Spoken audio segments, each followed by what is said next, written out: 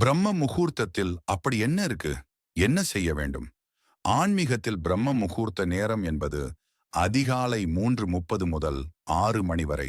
இந்த நேரத்தில் தேவர்களும் பித்திருக்களும் ஒவ்வொருவரின் வீடு தேடி வருவார்கள். தேவர்கள், தேவதைகள், திருமால், சிவபெருமான், மகாலட்சுமி போன்ற தெய்வங்கள் வான்வெளியிலிருந்து அருள்பாலிப்பதாக ஐதீகம்.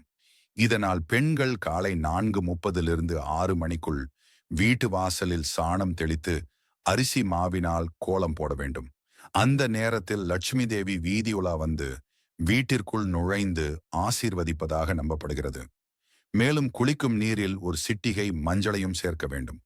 பிரம்ம முகூர்த்தத்தில் எழுந்து குளிக்காவிட்டாலும் பல் துலக்கி முகம், கை, கால் கழுவி விட்டு பூஜை அறைக்கு சென்று விளக்கு ஏற்றுவதன் மூலம் விஷ்ணு பகவான் பிரகஸ்பதியின் அருள் நீங்காமல் இருக்கும்.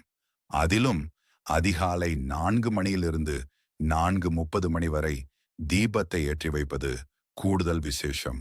அதே சமயம் 5:30 மணிக்குள் பொங்கல் வைத்து முடித்து விடுவது சிறப்பானது. திருமணம், வீடு கிரக பிரவேசம் உள்ளிட்ட சுப நிகழ்ச்சிகள் போன்றவற்றை காலை 6 மணிக்கு மேல் 12 மணிக்குள் செய்யலாம் என கூறப்படுகிறது. இதன் மூலம் நீண்ட ஆயுள் கிடைக்கும். உடல் ஆரோக்கியம் கூடும். மனக்குழப்பங்கள், மனோபயங்களும் விலகும். பிரம்ம முகூர்த்தத்தில் முன்னோரை நினைத்தால் மும்மடங்கு பலன் கிட்டுமாம். ஆனால் பிரம்ம முகூர்த்த நேரத்தில் விளக்கு ஏற்றுவதை பெண்கள் மாதவிடாய் நேரத்தில் தவிர்க்கலாம். இல்லறத்தில் ஈடுபட்டவர்கள் இந்த நேரத்தில் குளிக்காமல் விளக்கு ஏற்றக்கூடாது என்பது குறிப்பிடத்தக்கது.